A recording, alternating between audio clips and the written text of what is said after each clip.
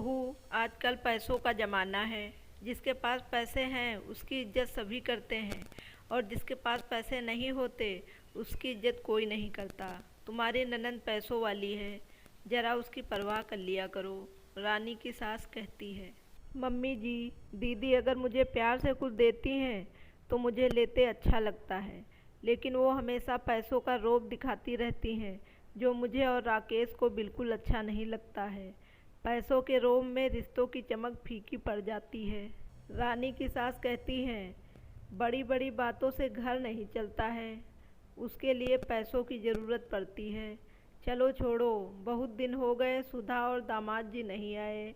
क्या करें बेचारे, उनको समय ही नहीं मिलता होगा। पैसे वाले घर में काम भी बहुत रहता है। तुम्हारी तरह मेरी बेटी को आराम कहाँ मिलता है। रानी के ससुर कहते हैं कि हाँ, जैसे तुम्हारी साथ बहुत आराम देती है। चुप रहो, मेरे और बहू के बीच में मत बोला करो, अपने काम से काम रखा करो। आपको पैसों की कोई कदर नहीं है, हमेशा थोड़े में ही खुश रहते हो। दामाद ने इतना कमाया तो उसकी कदर नहीं है। रानी की सास बोली, बहू तुम ही फ़ोन कर लो तो उन्हें ज़्यादा अच्छा लगेगा। रानी ने फ़ोन करके अपनी ननंद और नंदोई को घर आने को कहा।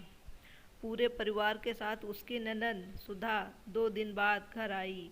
रानी उनकी खातिरदारी में लग जाती है। रानी सबको चाय देती है, तभी उसके नंदोई कहते हैं, भाभी बार बार उन्हीं पुराने कप में चाय देती हो, नया सेट क्यों नहीं मंगवा लेती।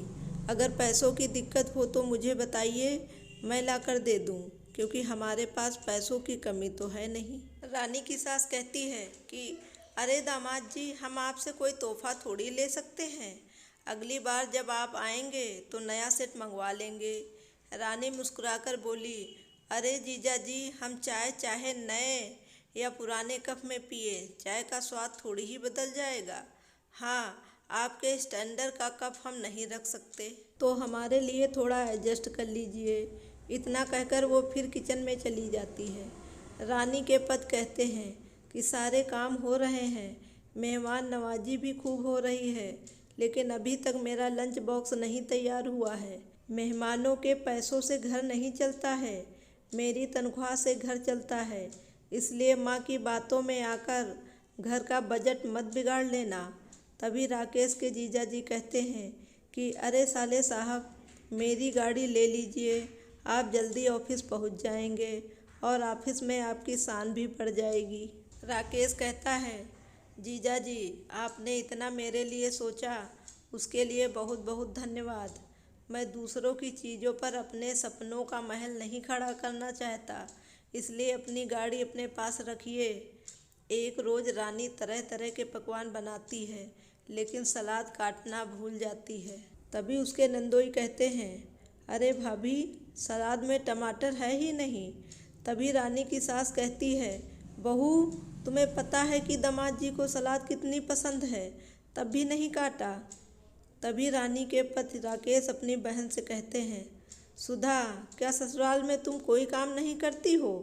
तभी सुधा कहती है, भैया मेरे घर में कई नौकर हैं, इसलिए मुझे हाथ गंदे नहीं करने पड़ते।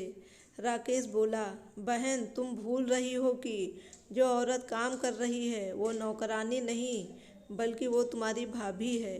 कभी कभी किचन में जाकर देख लिया करो कि सलाद कटी है कि नहीं, क्योंकि जीजा जी की पसंद नापसंद तुमसे अधिक कौन जानता होगा। सुधा राकेश के इशारे को समझ जाती है। सुधा को आए 20 दिन हो चुके थे, बहू की हालत खराब होती जा रही थी। ये सब उसकी सास से छिपा नहीं था। एक दिन सभी रात में बैठे थे, रात के 11 बजे थे। तभी सुधा ने कहा, भाभी एक कप कॉफ़ी पिला दीजिए, मज़ा आ जाएगा। तभी राकेश कहता है कि अरे कल ही मुझे रानी ने बताया था कि घर में कॉफ़ी ख़त्म हो गई है। तभी जीजा जी कहते हैं कि ये घर है कि गरीब खाना, जब देखो तब कोई न कोई चीज़ ख़त्म होती ही रहती है। रानी को ये बात बहुत बुरी लगी। तभी वो कहती है कि जीजा जी पैसों का घमंड इतना भी मत करिए कि रिश्तों की मर्यादा ही भूल जाइएगा। पैसा तो हाथ का मैल है, जब हटता है तो सारी सच्चाई सामने आ जाती है। जिस रोज़ पैसों की चमक खत्म होगी उस दिन रिश्तों की चमक आपको पता चलेगी। इतना कहकर रानी और राकेश वहाँ से चले गए। सुधा और उनके पति समझ गए कि माँ के अलावा उनकी चापलूसी करने वाला कोई नहीं है, इसलिए अगले दिन दोनों बहाना बनाकर वहाँ से चले जाते हैं। उनके चले जाने के बाद रानी की सास बात बात पर रानी को खरी खोटी सुनाती रहती है। ऐसे ही समय बीतने लगा। रानी के नंदोई ने अपना काला धन व्यापार में लगाया और एक दिन उनका बेईमान मित्र सारा धन ले उड़ा। सुधा के पति ने उस पर आंख मूंद कर भरोसा किया था। मार्केट से लिया हुआ सारा कर्जा उसके नाम पर था। घर को छोड़कर सारी वस्तुएं बिक गई। सुधा की हालत बड़ी खराब हो गई। जब उन्हें कोई और नहीं दिखा तो सुधा को अपने भाई की याद आई। रानी अपने पति को रोकती है कि उन्हें कुछ ना कहें, क्योंकि मुसीबत में अपने ही काम आते हैं। सुधा को अपनी गलती का एहसास हो गया था। उसने अपने भैया और भाभी से माफ़ी मांगी। दोस्तों, ये कहानी आपको कैसी लगी? आशा करती हूँ कहानी आपको पसंद आई हो। अगर कहानी पसंद आई हो तो इस वीडियो को लाइक करिएगा और मेरे चैनल को सब्सक्राइब करना बिल्कुल भी ना भूलें। Thank you very much.